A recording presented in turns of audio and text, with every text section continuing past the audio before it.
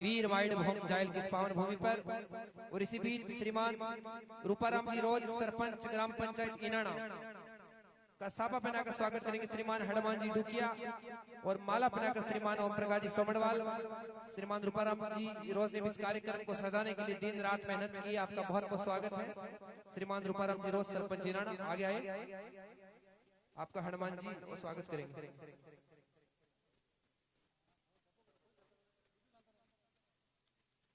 और इसी बीच हमारे बीच पंचायत समिति सदस्य श्रीमान कुमाराम जी मेघवाल हमारे बीच मौजूद, आपका साफा बनाकर स्वागत श्रीमान प्रेम जी भाकर, और माला बनाकर श्रीमान राम डुकिया जी, रामू जी डुकिया। कुमाराम जी मेघवाल का स्वागत साफा बनाकर प्रेम जी भाकर। बिना किसी विलंब के त्वरित प्रवाह से आ गए। और स्वागत की अगली श्रृंखला में श्रीमान सीआर नाइक साहब राष्ट्रीय लोकतांत्रिक पार्टी के एक समर्पित और जुझारू कार्यकर्ता है जो पार्टी के लिए दिन रात काम करते हैं। आपका साफा बनाकर स्वागत करेंगे श्रीमान शेर मोहम्मद खान। श्रीमान शेर मोहम्मद खान आ गया है, और चेनाराम सीआर नाइक साहब का भव्य स्वागत त्वरित प्रवाह से आ गया है सीआर नाइक। और स्वागत की अगली वेला में पंचायत समिति सदस्य मेरे बड़े भाई श्रीमान राहुल जी खारड़िया हमारे बीच मौजूद हैं। राहुल जी खारड़िया का स्वागत श्रीमान महिपाल जी सीवर के करकमलों से सापा बनाकर भव्य स्वागत। श्रीमान राहुल जी खारड़िया आप आगे आए। और इसी के साथ सुकाराम जी नाइक आप स्वागत के लिए आगे, आपका स्वागत करेंगे श्रीमान जगदीश जी जाखड़। सापा बनाकर श्रीमान जगदीश जी जाखड़, और माला बनाकर श्रीमान सोन जी पूर्व सरपंच डेहरी आप आगे। और श्रीमान पांचाराम जी भटेसर सरपंच बोडवा, आपका स्वागत करेंगे श्रीमान हरिराम जी सोमड़वाल और श्रीमान जितेंद्र जी गरवा बुरडी। श्रीमान पांचाराम जी भटेसर का स्वागत।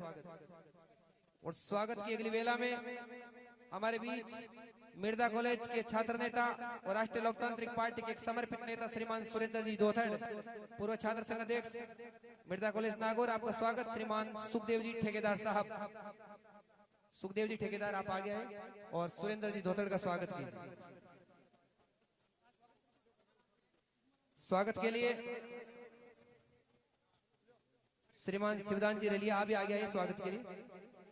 और श्रीमान पूर्णाराम जी बिडिया सर पूर्व सरपंच जोशीना, पूर्णाराम जी का स्वागत करेंगे श्रीमान श्याम जी बेनीवाल और श्रीमान राम प्रकाश जी भीचर। श्याम जी बेनीवाल और राम प्रकाश जी भीचर आप स्वागत के लिए गए। जिन्होंने स्वागत कर दिया वो नीचे चले जाए। सुरेंद्र जी धोतड़ का स्वागत सुखदेव जी ठेकेदार साहब के द्वारा। श्रीमान गोवर्धन जी रेवाड़, श्रीमान प्रेमाराम जी मेघवाल पूर्व सरपंच, और श्रीमान जीवन जी बोडवा आप सभी मंच पे आए। और स्वागत की अगली वेला में श्रीमान सुरेश जी खटीक पूर्व सरपंच रोल, आपका स्वागत करेंगे श्रीमान मुकेश जी बांगड़ा और श्रीमान दिनेश जी मेघवाल। श्रीमान सुरेश जी खटीक आप भी मंच पे आए, आपका भी स्वागत।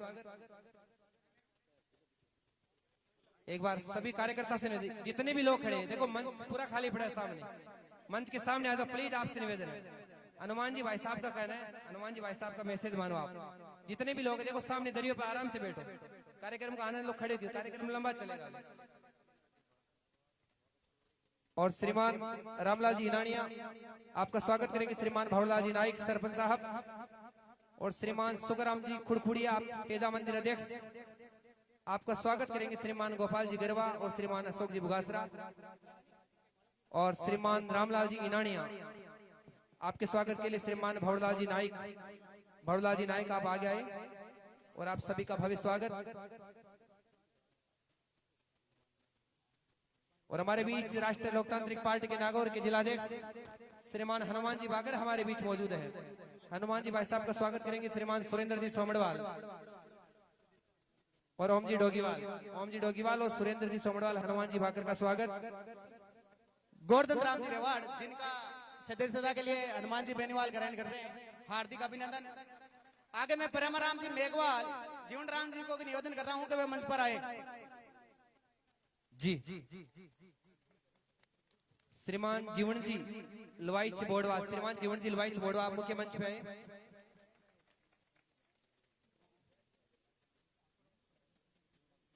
श्रीमान खियाराम जी लोहित चिबोड़ो आप भी मंच पे आए। मंच पर राष्ट्रीय लोकतांत्रिक पार्टी के कई लोग आज दामन थाम रहे हैं, बहुत बहुत बधाई आप सभी को। निश्चित तौर से आप एक सुरक्षित हाथों में आ रहे हो।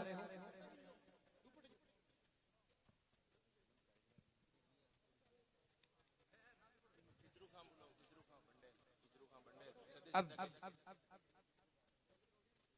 खिजरू खां पंडेल साहब आज राष्ट्रीय लोकतांत्रिक पार्टी की सदस्यता लेंगे। ठीक है, इससे पहले एक बार नाइक समाज की तरफ से हनुमान जी भाई साहब को तलवार भेंट की जाएगी। संपूर्ण नाइक समाज का बहुत बहुत धन्यवाद। और मंच खाली करें, जितने भी साथी मंच पर खड़े आपसे निवेदन मंच खाली करें।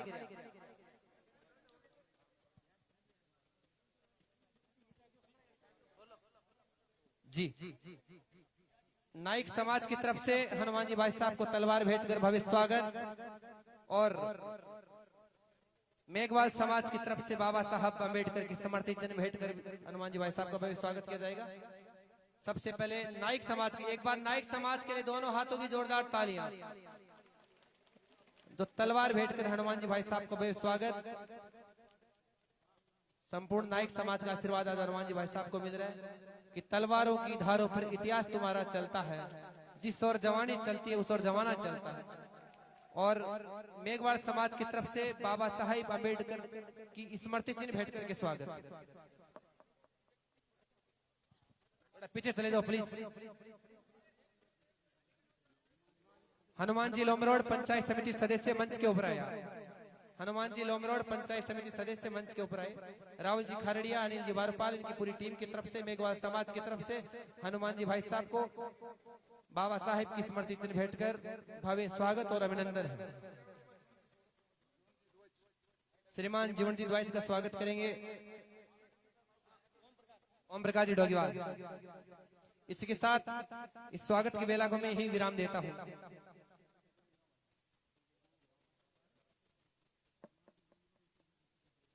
पंचायत समिति सदस्य श्रीमान हनुमान जी लोमरोड आप मंच के ऊपर आए।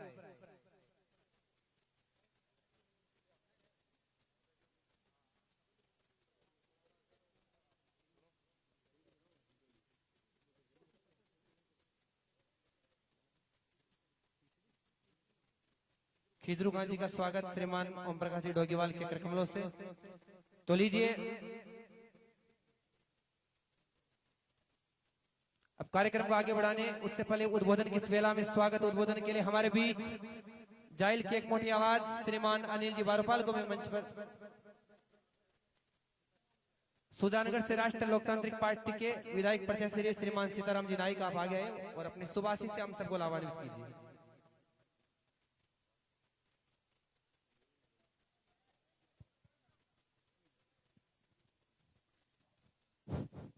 भारत माता की, भारत माता की। राष्ट्रीय लोकतांत्रिक पार्टी जिंदाबाद, राष्ट्रीय लोकतांत्रिक पार्टी जिंदाबाद। हनुमान जी बेनीवाल जिंदाबाद। बोलो वीर तेजाजी महाराज की, बोलो राम सापीर की, बोलो गोगा जी महाराज की, बोलो गुसाई जी महाराज की, बोलो बाबू जी महाराज की, बोलो जगदम्बा भवानी की, बोलो ख्वाजा साहब की, बोलो नौनाथ चौरासीदा की, बोलो 33 करोड़ देवी देवता की। परम सम्मानीय आपके जायल की पावनधरा पर राष्ट्रीय लोकतांत्रिक पार्टी का सत्ता संकल्प यात्रा कार्यक्रम होने जा रहा है। मंच पर विराजमान राष्ट्रीय लोकतांत्रिक पार्टी के सुप्रीमो नागौर सांसद हनुमान जी बेनीवाल साहब, मेयर साहब, पूर्व में राष्ट्रीय लोकतांत्रिक पार्टी चुनाव लड़े बारूपाल जी, सम्मानित मंच, मेरे सामने विराजमान मेरे पिता तुल्य बुजुर्गों, नौजवान भाइयों, माताओं बहनों, जहां तक मेरी आवाज जा रही है आप ध्यानपूर्वक सुने मेरे साथियों, सम्मानित साथियों। चुनाव का बिगुल बन चुका है। अब आप 75 साल से कांग्रेस और भारतीय जनता पार्टी का कार्यक्रम देखते आए। मेरे भाइयों, आपका 36 कौम की आवाज सुनने वाला राष्ट्रीय लोकतांत्रिक पार्टी का मसीहा, आप 36 कौम का मसीहा हनुमान बेनीवाल जो 36 कौम का ध्यान रखता है, सभी समाजों का सम्मान करता है। इसलिए आपको ध्यान में रखना होगा। अब ये जब 25 तारीख को जब चुनाव आए और आप चुनाव वोट देने जाओ, अपने इष्ट देवताओं को याद करते हुए बोतल के निशान पर वोट देना। भाई हनुमान जी के हाथ मजबूत करना।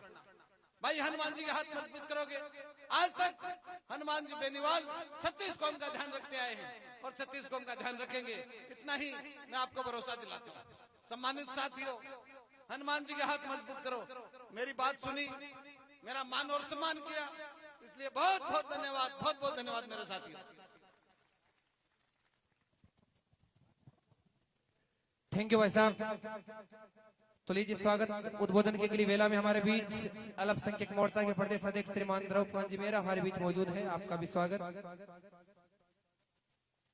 जयल की इस पवन धरा पर सत्ता संकल्प यात्रा में पधारे हमारे सुप्रीमो नागौर सांसद आदरणीय हनुमान जी बेनीवाल साहब, सुजानगढ़ प्रत्याशी रहे सीताराम जी नायक साहब, आपके लाडले प्रत्याशी अनिल जी बरूपाल साहब, सम्मानित मंच। जैसा कि आप सभी जानते हैं, हनुमान जी बेनीवाल साहब 36 कौम के लिए संघर्ष कर रहे हैं और राष्ट्रीय लोकतांत्रिक पार्टी बनाकर जो आने वाला हमारे युवाओं का भविष्य है, 36 कौम का भविष्य है, शोषित, दलित, पिछड़े वर्ग और माइनॉरिटी के लिए विशेष तौर से हनुमान बेनीवाल जी ने ये पार्टी बनाई, आपको मौका दिया।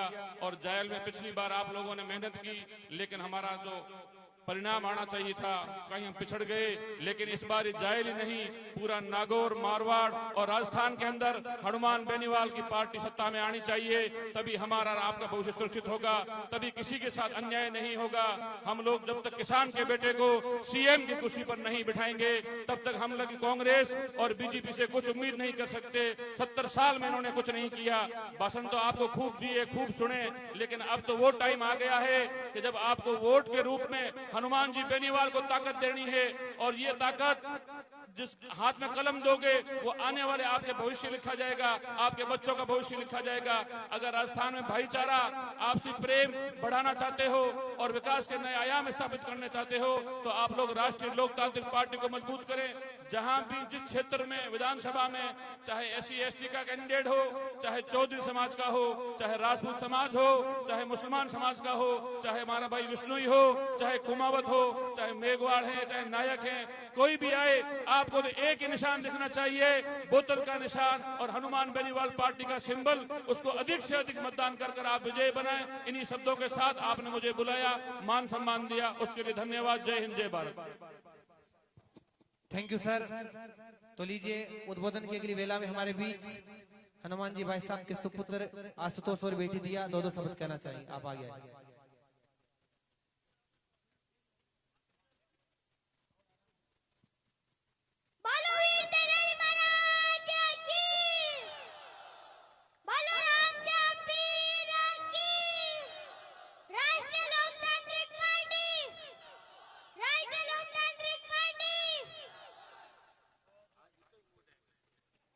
थैंक यू, बहुत खूब।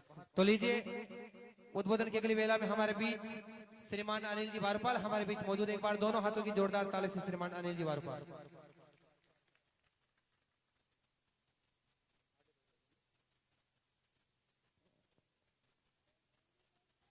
राम राम सर, सलाम अलैकुम। हनुमान जी बेनीवाल RLP सुप्रीमो और नागौर के लोकप्रिय सांसद, इनके नेतृत्व में आयोजित सत्ता संकल्प यात्रा के मेरे विधानसभा क्षेत्र जायल की इस पावन धरा पर आगमन पर मंच पर विराजमान रालोपा सुप्रीमो, नागौर सांसद, बड़े भाई आदरणीय हनुमान जी बेनीवाल साहब, अल्पसंख्यक मोर्चा के प्रदेश अध्यक्ष रऊफ खान साहब, सुजानगढ़ से उपचुनाव में प्रत्याशी रहे सीताराम जी नायक साहब, भाई सुरेंद्र जी दोतड़, गोवर्धन जी रेवाड़पुर जिला परिषद सदस्य, सामने विराजमान झूमर जी बेनीवाल, शोभाराम जी मेघवाल, प्रेम जी मेघवाल, पूर्व सरपंच बोड़वा, पांचाराम जी बटेसर, वर्तमान सरपंच बोड़वा, सम्मानित मंच और सामने उपस्थित मौजूद बुजुर्गों, युवा साथियों और माताओं बहनों, जैसा कि आप सबको पता है कि दोनों पार्टियां मिली भगत करके जनता को किस तरह से लूट मचा रखी है। 5 साल ये सत्ता में आते हैं, जनता का खून चूसने का प्रयास करते हैं, और 5 साल जब भारतीय जनता पार्टी सत्ता में आती है तो 5 साल वो भी कोई कमी नहीं रखती। तो दोनों पार्टियों के इस मिलाजुली के खेल को खत्म करने के लिए भाई साहब हनुमान जी बेनीवाल ने ये सत्ता संकल्प यात्रा व्यवस्था परिवर्तन के लिए, इस व्यवस्था में आप सब देख रहे हो जबरदस्त भ्रष्टाचार, अपराध, अन्याय, तानाशाही और लेट लतीफी,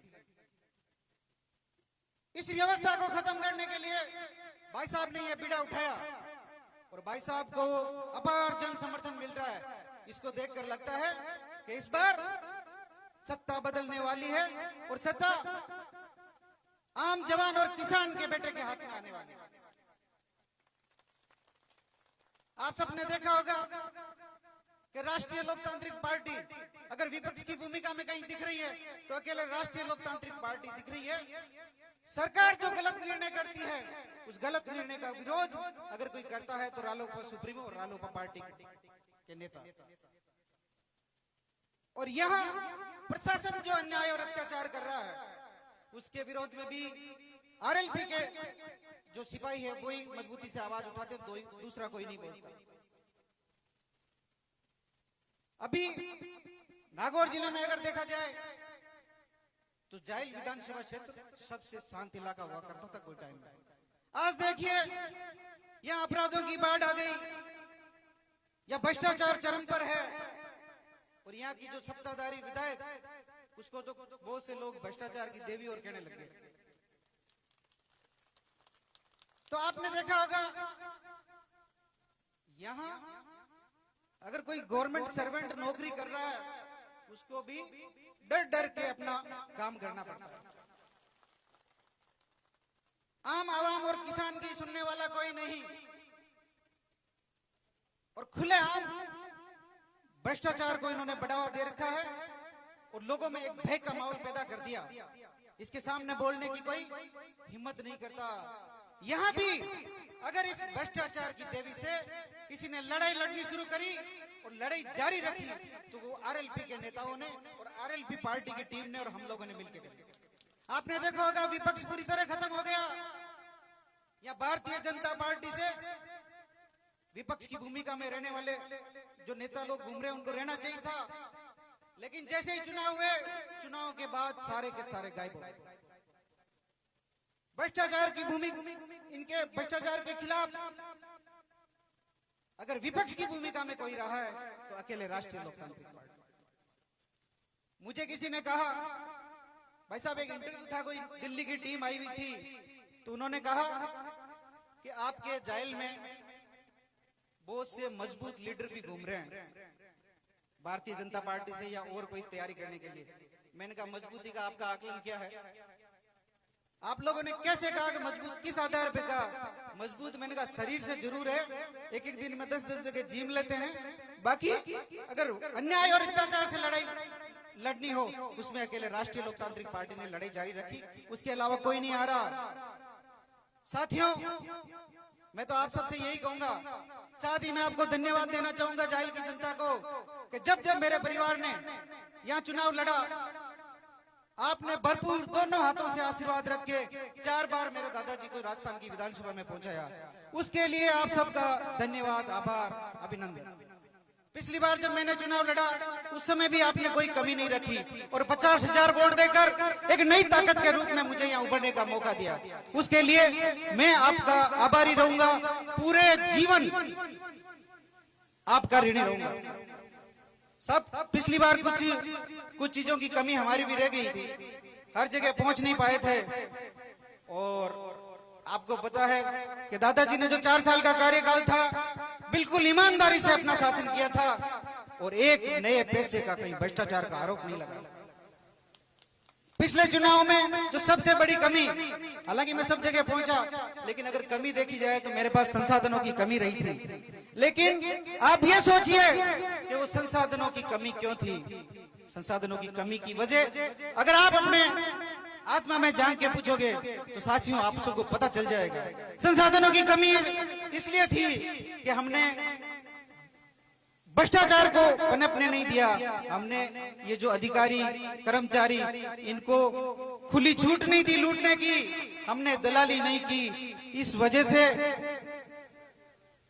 कुछ कमियां रही, संसाधनों की कमी है। लेकिन उसके पीछे सबसे बड़ी वजह यह है कि मेरे परिवार ने और हमने पूरी ईमानदारी से आप सबकी सेवा की और हम पर कभी काजल की कोठरी में रहते हुए कभी दाग नहीं लगने दिए साहब। मैं तो आप सबसे यही विनती करना चाहूंगा कि संसाधनों की कमी हो सकता है, लेकिन मेरे अंदर हौसले की कमी नहीं है। और इस भ्रष्टाचार की देवी को यहाँ से जड़ से उखाड़ने का काम अगर कोई करेगा तो ये आपका भाई अनिल बारूपाल। आप सबने मुझे यहाँ बोलने का मौका दिया, एमपी साहब के बुलावे पर आपने इतनी बड़ी संख्या में हुजूम में पहुंचकर इस सत्ता संकल्प यात्रा को मजबूती प्रदान की, उसके लिए आप सबका बहुत बहुत धन्यवाद, आभार, अभिनंदन। Thank you. तो लीजिए उद्बोधन के अगली वेला में हमारे बीच मंच पर मौजूद है राष्ट्रीय लोकतांत्रिक पार्टी के समर्पित और जुझारू कार्यकर्ता सीआर नाइक साहब। आप आ गए, साथ ही करेंगे स्वागत बॉस। सीआर नाइक साहब एक बार दोनों हाथों की जोरदार ताली से इनका स्वागत कीजिए। बहुत अच्छी मेहनत की इस कार्यक्रम के लिए। राम राम साहब। आज 17/10/2023 को सत्ता संकल्प यात्रा जाइल पहुंचने पर हार्दिक स्वागत, शुभकामनाएं। सम्मानित मंच पर विराजमान नागौर सुप्रीमो बड़े भाई हनुमान जी बेनीवाल साहब और मेड़ता से बड़ी बहन इंदिरा जी, विधायक मेड़ता से इंदिरा जी बावरी, और आरएलपी के पिछली बार जो चुनाव लड़े थे सुजानगढ़ से मेरे पिता तुल्य बुजुर्ग सीताराम जी, नागौर से जिला अध्यक्ष आरएलपी के हनुमान जी बेनीवाल साहब, श्रवण जी भाई साहब गोदारा और सम्मानित मंच पंडाल में विराजमान मेरे पिता तुल्य बुजुर्ग माताएं, प्यारी बहनें और नौजवान साथियों, आप सभी को सीआर नाइक की तरफ से राम राम प्रणाम। और पिछले 40 वर्षों से इस जाइल विधानसभा में कांग्रेस और भारतीय जनता पार्टी अपनी मन मर्जी कर रही है। पिछले 40 वर्षों से तो इस दोनों पार्टियों ने 40 वर्षों में सिर्फ और सिर्फ लूट और झूठ के सिवा कुछ काम नहीं किया। आज राजस्थान में किसान गरीब मजदूर की आवाज बनकर सड़क से लेकर सदन तक संघर्ष कर रहे हैं बड़े भाई हनुमान जी बेनीवाल साहब। और हमारी पूरी नाइक समाज इस बार बेनीवाल साहब की, मैं पिछले 5 साल से एक कार्यकर्ता के रूप में काम कर रहा हूं और हम अब की बार पूरा नाइक समाज इस राष्ट्रीय लोकतांत्रिक पार्टी को ज्वाइनिंग करेंगे और साथ मिले हैं। तो मैं उम्मीद करता हूं जाइल विधानसभा से अब की बार 36 कौम के लोग मिलकर अपनी राष्ट्रीय लोकतांत्रिक पार्टी जाइल में सत्ता में लेकर जाएंगे। वादे के साथ, दावे के साथ कहता हूं मैं अब की बार फाइनल जाइल से जिताएंगे। और मेरी एक मांग है, जो मैं आरएलपी से कैंडिडेट हूं, टिकट की मांग कर रहा हूं और आप 36 कौम का साथ और आशीर्वाद रहे तो मैं यहां से चुनाव लड़ना चाहता हूं। इसी के साथ आज का जो प्रोग्राम है, ये इन्नाना सरपंच रूपाराम जी रोज और मैं और मेरी पूरी टीम ने जो प्रोग्राम रखा है, तो पिछले 10 दिनों से यहीं हैं, लगे हुए हैं। और आस और उम्मीद के साथ अगर आप मुझे इस बार यहाँ मौका दो तो मैं जरूर पूरा आप सबके साथ से आगे बढ़ेंगे सत्ता को। धन्यवाद। थैंक यू सीआर साहब। तो लीजिए इसी बीच हमारे बीच मेड़ता से राष्ट्रीय लोकतांत्रिक पार्टी की विधायक श्रीमती इंदिरा जी बावरी हमारे बीच मौजूद है। मैं चाहूंगा कि आपके स्वागत के लिए पंचायत समिति सदस्य श्रीमती संतोष जी मेघवाल हमारे बीच मौजूद है। तो 100 उड़ाकर आदरणीय इंदिरा जी बावरी का भव्य स्वागत।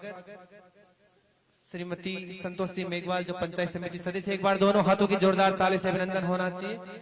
आदरणीय इंदिरा जी बावरी का मेड़ता से राष्ट्रीय लोकतांत्रिक पार्टी के विधायक, और श्रीमान श्रवण जी गोदारा पंचायत समिति सदस्य, आपका स्वागत करेंगे श्रीमान गोपाल जी। और श्रीमान जीवन जी आकोड़ा पंचायत समिति सदस्य, आप भी मंच पे आए, आपका स्वागत करेंगे श्रीमान महिपाल जी। तो लीजिए, स्वागत के बाद में कार्यक्रम को आगे बढ़ाते हैं और उद्बोधन की अगली बेला में हमारे बीच मेड़ता से राष्ट्रीय लोकतांत्रिक पार्टी के विधायक श्रीमती इंदिरा जी बावरी, मैं चाहूंगा कि आप आगे आइए और अपने सुभाषित से इस किसान कौम को हम सबको लाभान्वित कीजिए।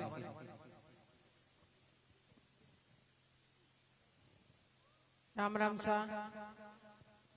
बोलो तेजाजी महाराज की, बोलो राम सा पीर की, बोलो चामुंडा माता की।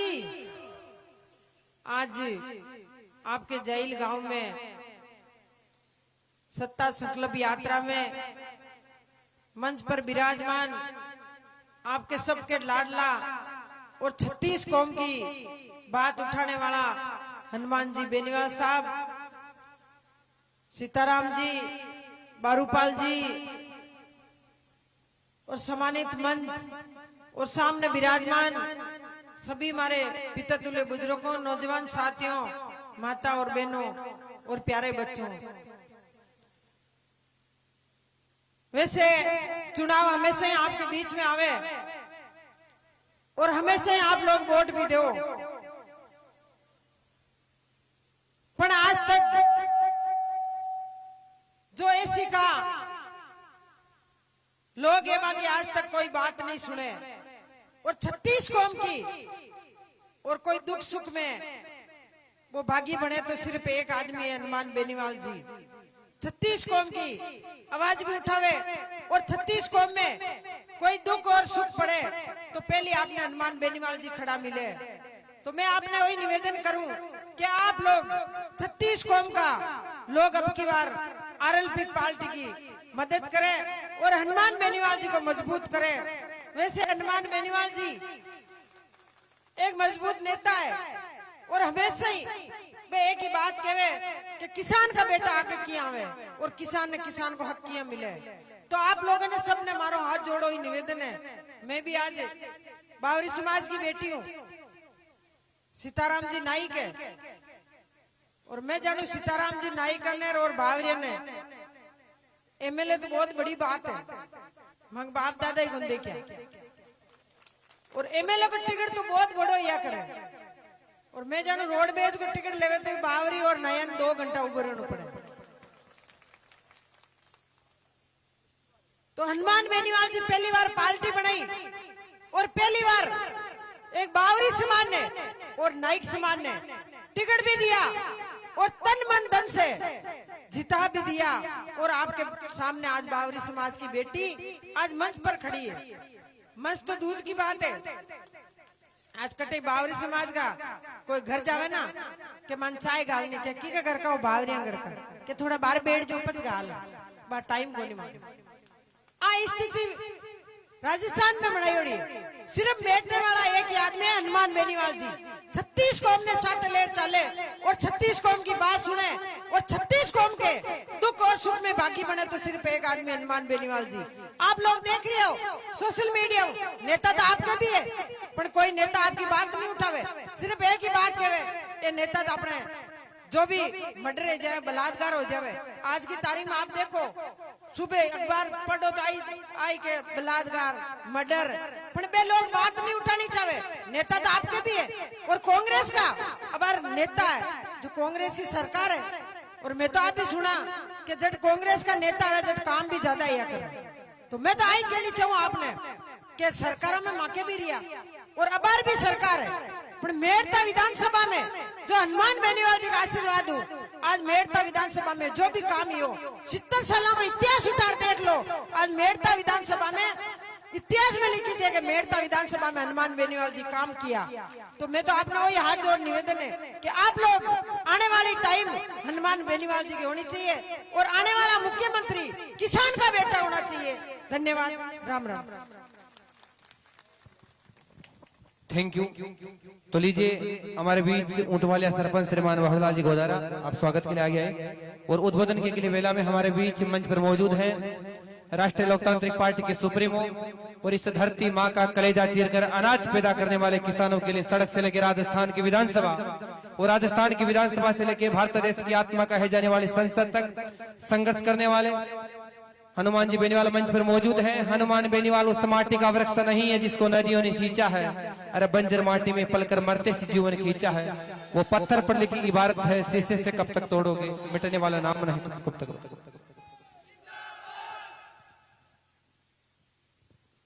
जाहिल की इस ऐतिहासिक सभा के अंदर मंचासीन मेड़ता की विधायक बहन इंदिरा बावरी जी, आरएलपी के वरिष्ठ नेता सुजानगढ़ से चुनाव लड़े सीताराम जी नाइक साहब, अल्पसंख्यक मोर्चे के प्रदेश के अध्यक्ष रऊफ मेहर साहब, छोटे भाई और जाहिल से पिछली बार भारतीय जनता पार्टी को 3rd नंबर डालने वाले अनिल बारूपाल जी, हमारे सीआर नाइक साहब और तमाम जो हमारी टीम बैठी पीछे सारे सरपंचगण, प्रधान के हमारे उम्मीदवार श्रवण जी, गोवर्धन जी चौधरी साहब जिनका आशीर्वाद हमेशा मेरे साथ रहा, पहले घर से आशीर्वाद देते थे, आज स्वयं ही आगे प्रकट होकर मेरे साथ खड़े हो गए कि पूरी ताकत से लड़ेंगे। संतोष मेघवाल, सम्मानित मंच, मौजूद बुजुर्गों, नौजवान साथियों, छोटे भाइयों, जाहिल का सहयोग हमेशा मेरे साथ रहा। 1977 से पहले जिस इलाके से मैं आता हूं वो सारा इलाका जब मुंडवा विधानसभा क्षेत्र बनी तब जाहिल विधानसभा क्षेत्र में आता था। उस इलाके के ज्यादातर वोट जो बाद में मुंडवा के अंदर चले गए वो जाहिल 2 फाड़वा मुंडवा 77 में बना। उससे पहले जब स्वर्गीय राम सिंह जी 2 बार निर्दलीय विधायक बने तो हमारा और आपका वोट एक साथ पड़ा था, मजबूती थी। उस जमाने के अंदर जब निर्दलीय का साथ आप लोगों ने उस जमाने में दिया था। और जाहिल की मजबूती के किस्से नए नहीं, जाहिल खियाड़ा का मायरा जो गीतों में गाया जाता है, जब मायरे का गीत गाया जाता तो यही कहा जाता है जाहिल को जाट खियाड़ा को चौधरी मायरा ऐसा बने। और ये देश के अंदर जाहिल खियाड़े का मायरा प्रसिद्ध है। जाहिल के लोगों ने जब राजनीति में उन किसान नेताओं को ललकारा जो चाटुकारिता करके नागौर में अपने आप को किसानों का रखवाला कहते थे, तो जाहिल की सीट को ही रिजर्व कर दिया। 77 के अंदर सीट को रिजर्व कर दिया जाहिल के अंदर। भाइयों, मैं रिजर्वेशन के पक्ष में हूं, लेकिन एक बात हमेशा कहता हूं कि रिजर्वेशन चक्रीय प्रणाली से ऐसे चलना चाहिए जैसे सरपंच प्रधान का होता है। एक बार सरपंच, ये पंचायत है, एक बार 77 से लेके 2008 35 साल इलाका रिजर्व रहा। 35 साल के बाद दोबारा 8 से लेके और अब आगे 26, 27, 30 कब होगा रिजर्वेशन? लगातार 50 साल तक एक इलाके को इसलिए रिजर्व कर दो कि यहाँ राजनीतिक जागरूकता ज्यादा है। आप दूसरे इलाकों को कर सकते, रिजर्व कौन मना कर रहा था? रिजर्वेशन पूरा हो, रिजर्वेशन के पक्ष में हम लोग, लेकिन एक ही जगह लगातार रिजर्वेशन, इस बात के मैं खिलाफ हूं। मैं चाहता हूं कि रिजर्वेशन भी बढ़ा रहे, लेकिन 50 साल कोई व्यक्ति अगर 1977 में पैदा हुआ या वोट देने की 77 में 18-21 साल का हुआ, जब 2030 आएगा तो उसकी उम्र कितनी होगी अंदाज लगा लो। आधे लोग तो शायद मेरे साथ चले गए होंगे ना, क्योंकि मोदी जी जो कोरोना लेके आए थे उसका ज्यादातर उम्र का औसत भी घट गया। पहले 80-90 साल के लोग गांव में दिखते थे, आजकल दिख रहे हैं क्या कोई? पहले ताश खेलता लोग दिख जाता, बुजुर्ग अपने यहाँ सबसे ज्यादा दिखते थे, ताकतवर थे पुराने लोग। भाइयों, जाहिल के साथ हमेशा अन्याय हुआ। यहाँ के किसान नेताओं की जाहिल पर टेढ़ी नजर थी, इसलिए उन्होंने जाहिल को बीकानेर में डाल दिया।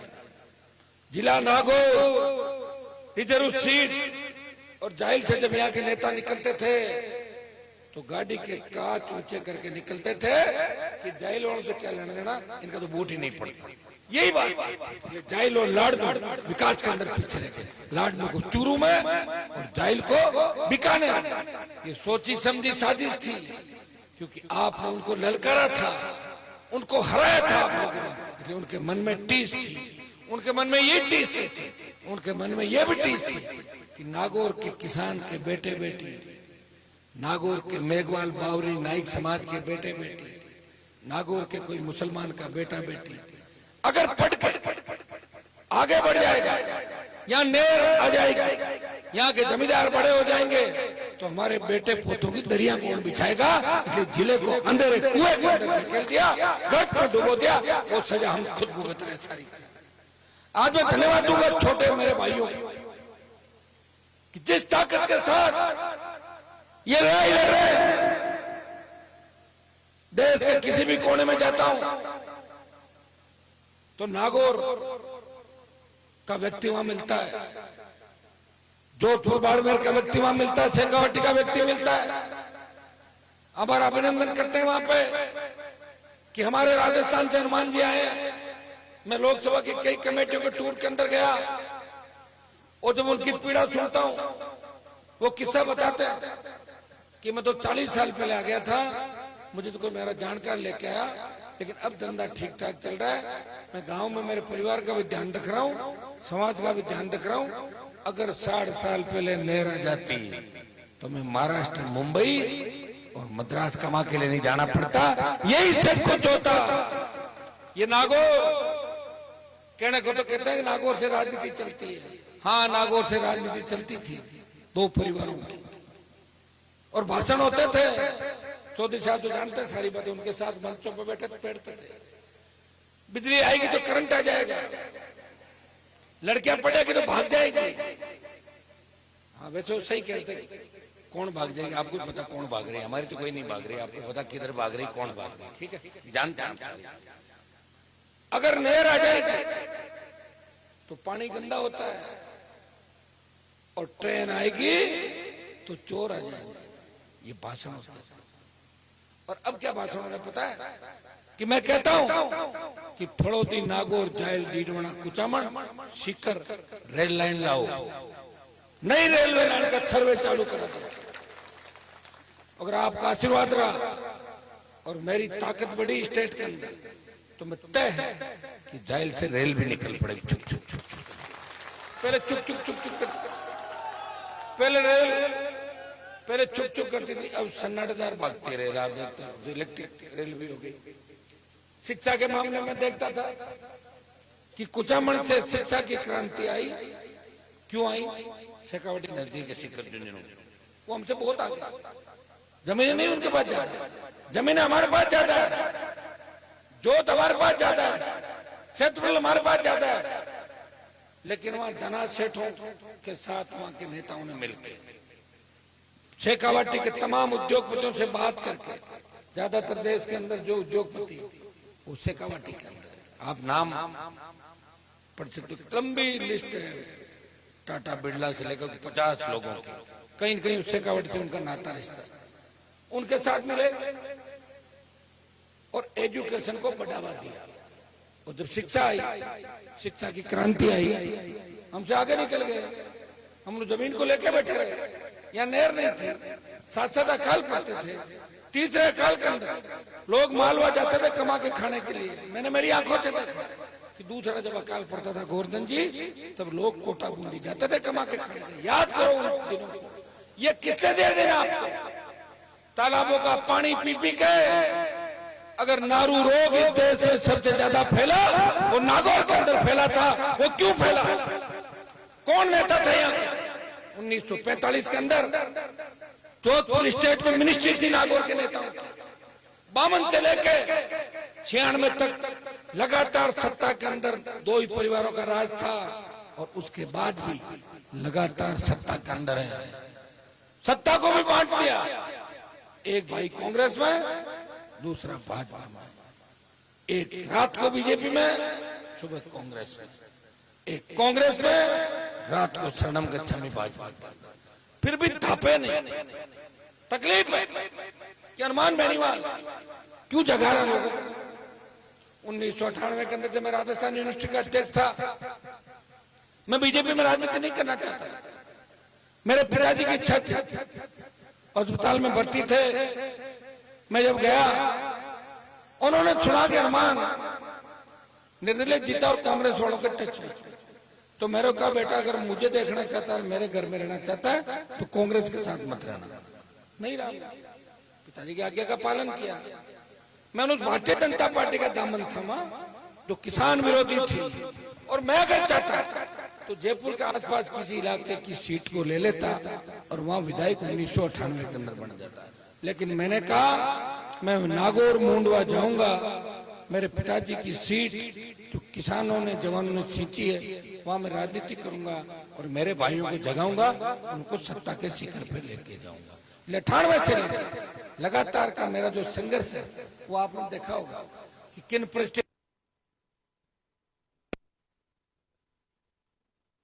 अपराधियों से लड़ा, जितनी वसुंधरा को 7 समंदर दूर फेंक दिया और गहलोत के बेटे को हरा कर उसका दिमाग भी ठीक कर दिया। और जब देश में टूट के गया था, जब किसान कौम को आवश्यकता पड़ी, हरियाणा उत्तर प्रदेश के किसान नेताओं ने कहा कि हमने देश की लड़ाई लड़ी हनुमान जी, हमारे नेता कमजोर पड़ गए, उनके जंग लग चुकी है, आप राजस्थान की धरती से आते हो जहां से वीर तेजाजी महाराज ने जन्म लेके 1000 साल पहले गाय के रखवाले के लिए बलिदान दिया था। आप भी उसी तेजाजी के भक्त हो। आप अगर मोदी का साथ छोड़ दो तो मोदी सरकार झुक जाएगी। मैंने कहा मैं बलिदान देने को तैयार हूं। अगर एक हनुमान के बलिदान से किसान कौम जीतती है तो ये लोग मोदी को छोड़ा और हाईवे जाम किया, एनडीए छोड़ के 70 दिन सड़क पे आ गया। ये जो लोग मेरे खिलाफ बोलते हैं, इनकी हैसियत क्या है? इनको मैंने कई लोगों को डीवाईएसपी और एसपी के पैर छूते हुए देखा है। और मैं ही हूं वो 1998 के अंदर जब आया था, तब हेड कांस्टेबल ज्ञापन लेने के लिए आता था। थानेदार मिलता नहीं था लोगों से। हनुमान बेनीवाल के संघर्ष का ही परिणाम है कि सड़क पे जब चाहे एसपी आया, जब चाहे कलेक्टर आया और जब चाहे डीजी और कमिश्नर को लेके आ गया। हनुमान बेनीवाल के संघर्ष का ही परिणाम है।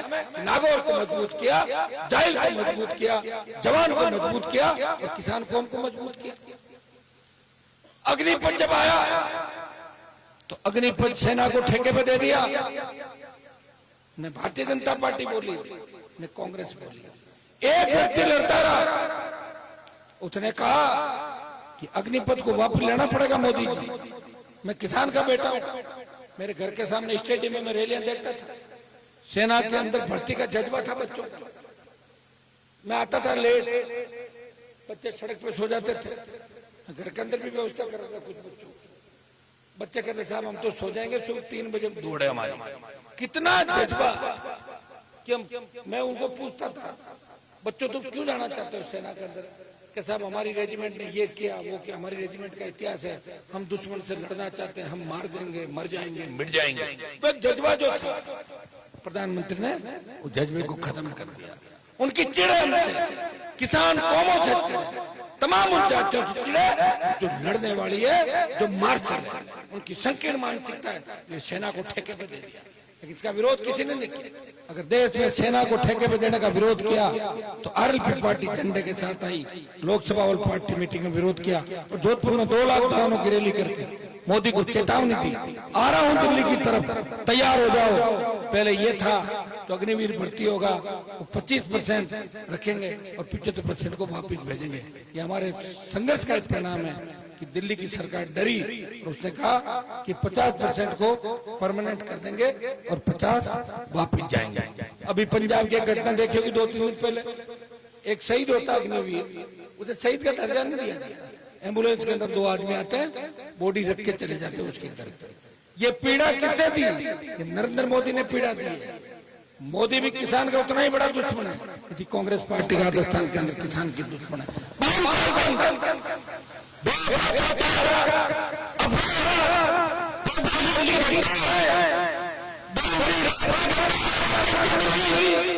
हमारे छोटे मासूम भी सोच चुका ही घर से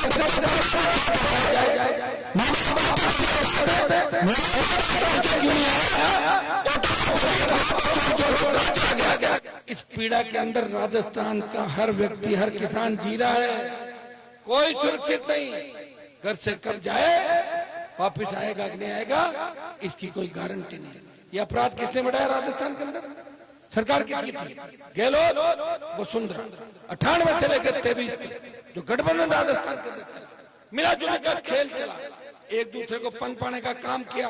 और हमारे नेताओं की तो खैर गिनती नहीं आती। नागौर वाले नेताओं को तो कौन पूछता, आप भी जानते हो। उनका जो काम है वो तो कर ही रहे हैं अपना, क्योंकि उनके पेट में तो दाना कहाँ से है आप भी जानते हो। कहाँ नौकरी करके जो दाना आया था, जिसके पेट में जो दाना होता है वही दाना बोलता है। किसी व्यक्ति का अगर कोई ड्राइवर बहुत बड़ा आदमी बन जाए, लेकिन जब भी उसको मालिक सामने दिखता है तो ड्राइवर ये कहता है कि ये मेरे मालिक थे जमाने के, क्योंकि दाना राजा महाराजाओं के पेट में बोल रहा है। और जिनके पेट में राजाओं का दाना बोल रहा है वो कभी किसान कौम की बात नहीं करेंगे। यहाँ जब हार्डकोर अपराधियों ने किसान के बेटों के सीनों पे गोलियां मारी थी, कहाँ चले गए लोग? मर गए थे कौन से बिल के अंदर? तुम पूछना चाहता हूँ। एक हनुमान बेनीवाल लड़ाई लड़ रहा था, मोदी को छोड़ दिया, वसुंधरा को भगा दिया, और 1 रुपए की चंदे की रसीद नहीं काटी किसी ने। कोई नहीं कह सकता कि कटोरे लेके घूम रहा हूँ कहीं, अभी तक तो नहीं काटी। बिना पैसे के संसाधनों का भी, जैसा अनिल भारूपाल हारा, आरएलपी पार्टी हार गई मेरी। पिछली बार हारने के और भी कारण थे। ये डेराना वाला बाप बेटे दोनों आगे रहा। अरे तावड़े पड़िया 6 माह दो, तावड़े पड़िया मर जाओ, कर दी मदद। और जब माँ बेटी आ गया, कर दी मदद। अभी ससुर आ गया इसका, कर दी मदद। कोई भीलवाड़ा से आया, कोई सीकर से आया, कोई गंगानगर से आया, कहीं नागौर से हो रहा है, तो मैं तो रह गया पीछे। मेरा काम तो ये रह गया कि पार्टी बनाओ और इनको नेता बनाओ और ये चोरी चकारी करे और मैं झंडे लेके घूमता रहूं, मेरी उम्र बढ़ती रही। जनता करना में बनाई गई पार्टी में। अब की बात चिंता पूरे राजस्थान की करूंगा, उनकी कोई चिंता नहीं करूंगा। पिछली बार तो मुझे डर था कहीं आप मुझे ही नहीं करो कि हनुमान की वजह से हमारे विधायक कम हो गए, हनुमान की वजह से वो हार गए, जीत गए। मैं जीत नहीं रहा था सब जगह, लेकिन वोट ले रहा था सब जगह। और वोट अगर लेता तो किसी न किसी का ऑपरेशन होता। ये तो आरएलपी तो यूं भी चलती है और यूं भी चलती है, ऐसे जाते हुए भी और आते हुए भी चलती है, तो पता नहीं चलता किसके चल जाए। पिछली बार ये स्थिति, लेकिन इस बार जीत की स्थिति। बल्लभनगर के चुनाव से लेकर सरदार शहर का जो चुनाव हुआ, इसने साबित कर दिया ये एक इलाके की पार्टी नहीं, एक जाति की पार्टी नहीं। और सीताराम नायक जब सुजानगढ़ के अंदर भारी वोट लेकर आते हैं तब ये तय होता है कि शेड्यूल कास्ट की पार्टी है, ये हर वर्ग की पार्टी है। जब इंदिरा बावरी मेड़ता विधानसभा से विधायक बनकर विधानसभा में बोलती है तब विधायक बात करता है। ये मेड़ता की बावरी समाज की पहली महिला जो मारवाड़ से चुन के राजस्थान की विधानसभा। भाइयों, ये जो झंडा और डंडा मैंने दिया ये आपके काम भी आ रहा है, शायद कल भी आया था काम। तो डंडा और झंडा, झंडा और डंडा इसको सुरक्षित रखना। और सबसे बड़ी बात कहता है ना भाई, सम्मान और मान। आदमी अपनों के बीच अच्छा लगता है। देखिए कांग्रेस बीजेपी सब टिकट बांटने वाली मीटिंग कर रही है, कांग्रेस कर रही है। कौन कौन सी मीटिंग भाई कांग्रेस में? CWC, स्क्रीनिंग कमेटी, प्रभारियों की मीटिंग, फीडबैक, सर्वे। मैं तो कुछ नहीं कर रहा हूँ, गाड़ी में सर्वे चलने दे रहे। बता दो क्या छोड़ गई? ठीक, तैयार, लिख लो नाम, देख लेंगे जिसके भाग्य में हो जाएगा। लेकिन कोशिश ये करूंगा कि जिताऊ और टिकाऊ। ये मेरे तीनों विधायक अगर मुझे छोड़ के चले जाते हैं तो मैं क्या करता, अकेला बताऊं मुझे, तो कम से कम मेरे साथ तो रहे, सुख दुख करो। लेकिन मुझे जिताऊ भी चाहिए, टिकाऊ भी चाहिए। और ऐसा है कि जो सेकंड आता है वो वापस फर्स्ट आ जाता है। जाहिल पिछली बार सेकंड थी, इस बार फर्स्ट ले होगे, फर्स्ट तो लाना ही पड़ेगा। थोड़ा सा कई बार आपका जोश ठंडा हो जाता है, कोई डरा जाता है, अरे बेटे समीकरण बिगड़ गया और बोर्ड टूट गया।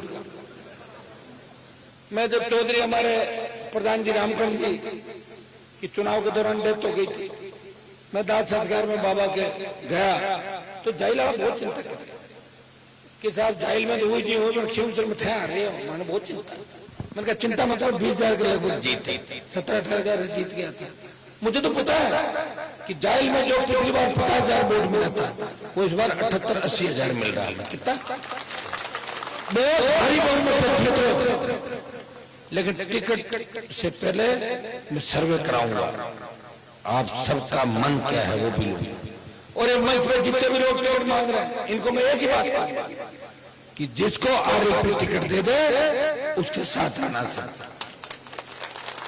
क्योंकि आप पता कांग्रेस की टिकट मिलता है और बीजेपी की टिकट मेरे हिसाब से आजकल आज क्या आ गई, आ जाएगी बीजेपी की टिकट। हमें क्या करना उन टिकट से, हमें तो ये ध्यान रखना है कि हनुमान जी ने 25 साल प्रदेश को दिए, अगर टिकट नहीं भी मिले तो 5 साल हमारे भाई को हम भी देंगे इस राजस्थान को बचाने के लिए, तब जाके व्यवस्था बदलेगी।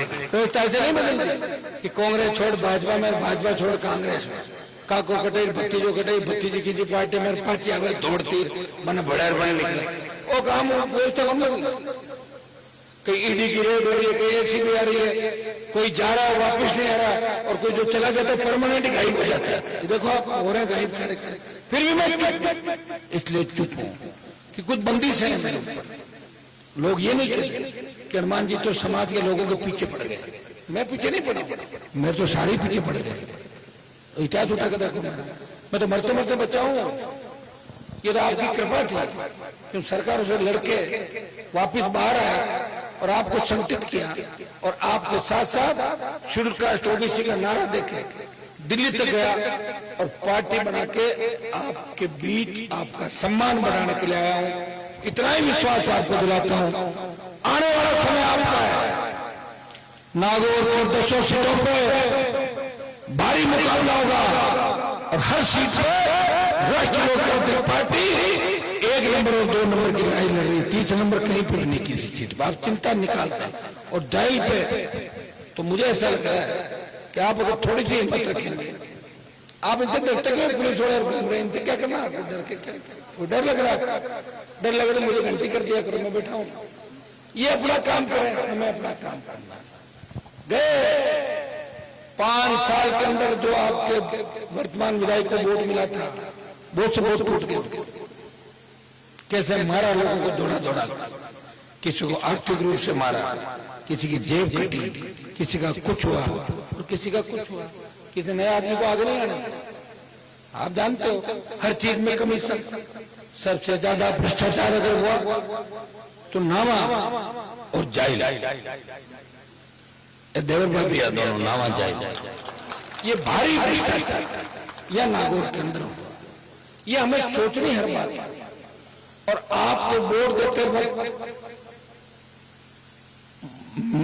जब बोतल का चिन्ह देखो तो उसमें हनुमान बेनीवाल की परछाई नजर आती है, हनुमान को वोट डाल तो जीत हो जाएगी। आप देखना कि एक व्यक्ति लड़ रहा है, कहना आसान है, छोटी सी तकलीफ पड़ती है, पटवारी घर आता है ना, आप भी परेशान होता है, पटवारी 3 बार आएगा नोटिस दे दियो, हमारे खेत में जबरदस्ती बाटा मिल रही पटवारी, अरे साहब कांस्टेबल आएगा 3 बार डिक्लेयर तमिल ग्राउंड लुक जाए लोग।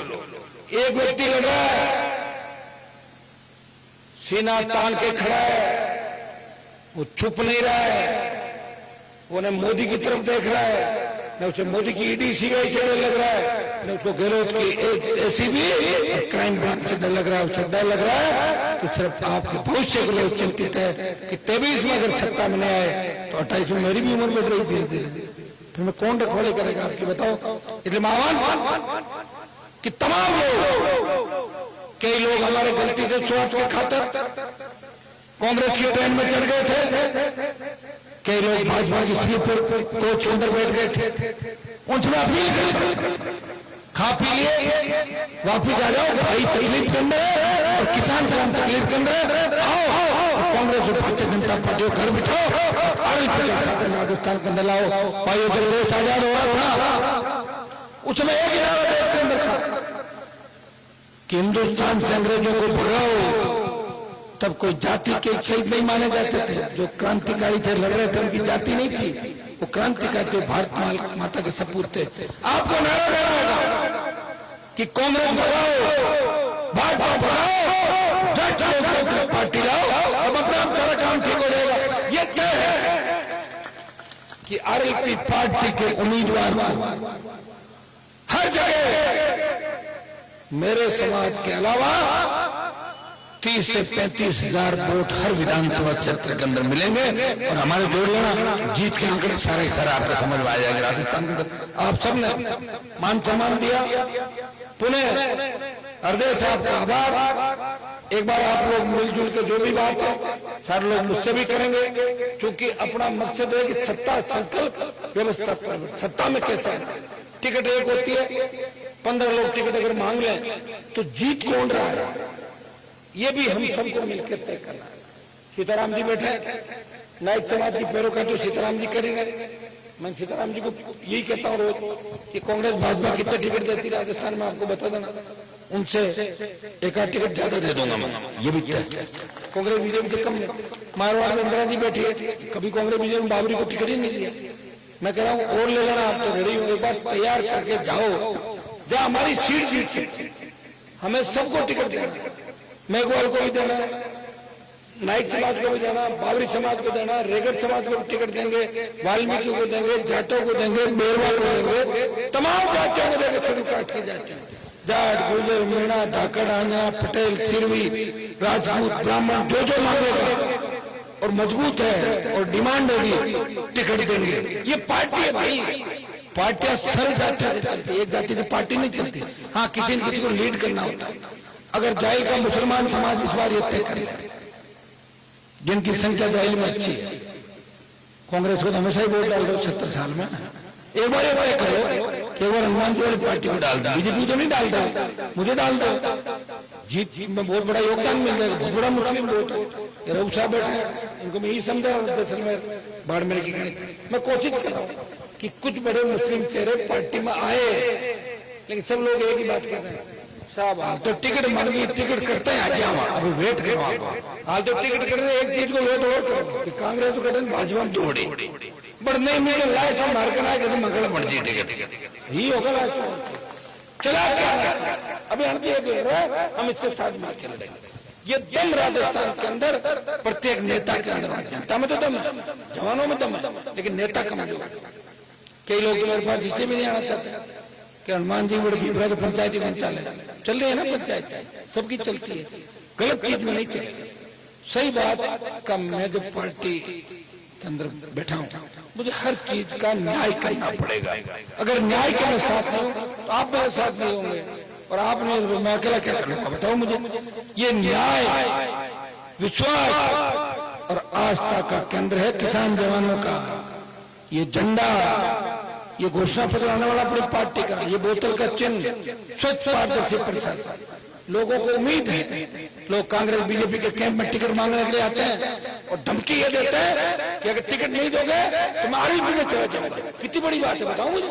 बहुत तंग है कांग्रेस बीजेपी मेरे से, बहुत तंग है। अरे हनुमान क्या क्या करे, तभी तो मोदी अमित शाह बार बार चक्कर लगा रहे राजस्थान, उनको आने का जरूरत हर 5 दिन 7 दिन चक्री लग रही नहीं लग रही, यहाँ भी लग जाएगी आपके। तो मैं घूम रहा हूँ तो चक्री तो लगनी पड़ेगी। ये कांग्रेस के डर से नहीं आ रहा है, कांग्रेस के लिए ईडी भेज दे वही वो तो कांग्रेस भाग जाएगी, लेकिन हनुमान बेनीवाल के डर से पूरा भाजपा नेतृत्व टिकटों की सूचियां जारी नहीं कर पा रहा। अब लोग मुझे पूछा आप कब करोगे, कर देंगे, हमें क्या जल्दी है, हमें जिनको लड़ना है वो तो मन में तय है, और नहीं तो बैठ के बात कर रहे हैं। हमारा भी सर्वे चल रहा है, ऐसा नहीं कि नहीं चल रहा, सारी बात चल रही। मेरे पास तो सब जगह जवानों की फौज है राजस्थान के अंदर, ये सुबह शाम बताते रहते हैं, इसको दो इसको मत दो, ये करो वो करो, समीकरण खुद ही बनाते। बच्चे इतना होशियार हो गए, मेरे से भी आगे निकलने लग जाते कई बच्चे। तो रोकता हूँ, रुको थोड़ा सा, रुको थोड़ा धैर्य रखो, जो उसमें हो समय रखना, और निश्चित रूप से आने वाला समय आपका जाहिल कल पिछले 5 साल का जो गुंडागर्दी भ्रष्टाचार हुआ, पुलिस से लेके एसडीएम दफ्तर तहसील से लेके हॉस्पिटल के अंदर डॉक्टरों से लेके जो गुंडागर्दी हुई उसका एक इलाज है, कांग्रेस को इस बार घर बिठाना है और उन सब का नाम लिख लो जिन्होंने बदमाशी करी। अपनी सरकार आ गई तो 24 घंटे के अंदर उन सबको घर भेज देंगे परमानेंट, और परमानेंट घर भेज देंगे तो गेला उड़ा फाटा फेंक के सड़क में घर में लोग कौन पूछे। ये इलाज है उनका, इसके अलावा कोई इलाज नहीं। आप सबने शानदार कार्यक्रम कराया, हमेशा मेरा साथ दिया, आगे भी आपको साथ देना है। जोरदार नारा लगाए।